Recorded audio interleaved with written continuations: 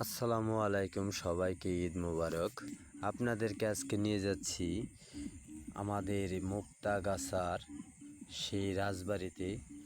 তো আপনারা সবাই ভিডিও দেখবেন ও দেখে সুন্দর গঠনমূলক কমেন্ট করবেন আর অন্যদেরকেও দেখার সুযোগ করে দেবেন। তো আপনারা আমার সাথে থাকেন।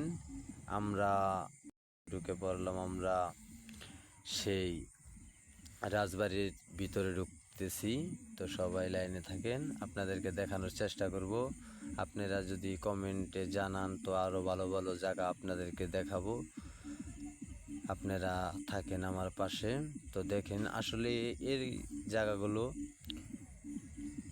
1997 সালের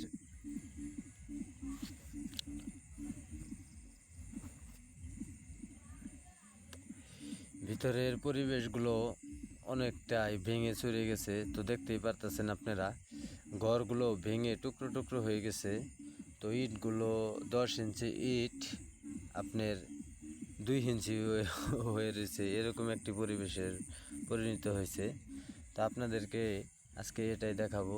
তো দেখেন, এটি আসলে এটা কি রুম ছিল না বেডরুম ছিল বলতে পারতাছি না, এরকম খোলামেলা পরিবেশ। তো দেখেন, ওয়াল এখান থেকে ইন্দুরে খায়া ফেলছে জানবার মনে হইতেছে। তো ভিতরের ওইটা হইলো আর্মি ক্যাম্প, আর এই দিক দিয়ে এগুলো সব বাড়ি। তো আপনাদেরকে এখন নিয়ে যাব সেই কারাগারে, যেখানে আসামিদের বন্দি করে রাখতো। আপনারা থাকেন আমার পাশে, আপনাদেরকে নিয়ে যাচ্ছি। এটা হচ্ছে রাজাদের রংমহল। ওই যে এই বড় বাড়িটা যেদিক দিয়ে বাইরে হইলো, ওইদিকে যে ভাঙ্গা গড্ডি দেখা যাচ্ছে ওদিক দিয়ে।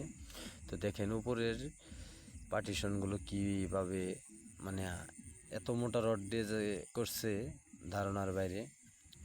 এই দেখেন এদিকে, এই যে এটা এটা কিন্তু নাচঘর। এই নাচঘরে বাইজি নাচাতো রাজারা। এই যে এটার ভিতরে, এই যে আমি এখন যে জায়গায় অবস্থান করতেছি এইটাই। এখানে রাজা দ্বারা ওরা সবাই মিলে বাইজি নাচ দেখতো।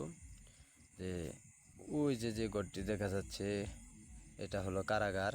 এখানে নিক্ষেপ করতো কারাগারে, সবাইকে বন্দি করে রাখতো যারা অপরাধ করত।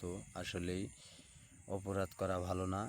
সবাই আসুন আমরা দিনের পথে ফিরে আসি ও অন্যদেরকে ফিরিয়ে নেওয়ার চেষ্টা করি। ভালো ভালো এরকম ভিডিও দেখাই, অশ্লীল কোনো ভিডিও আপনার